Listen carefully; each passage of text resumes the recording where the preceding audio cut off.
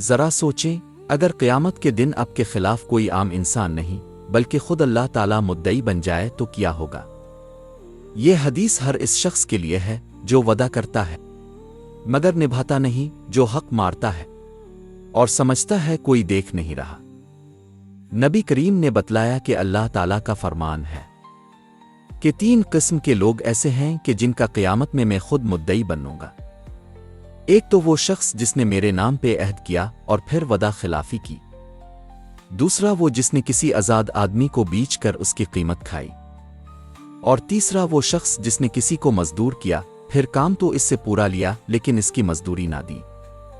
آج فیصلہ کر لیں، کسی کا حق نہ ماریں، کسی سے کیا ہوا وعدہ نہ توڑیں، اور کسی کی محنت کا صلہ دبانے والے نہ بنیں، کیونکہ وہاں نہ کوئی سفارش چلے گی نہ کوئی بہانہ، بلکہ خود اللہ تعالیٰ فرمائے گا آج میں اس کے خلاف کھڑا ہوں۔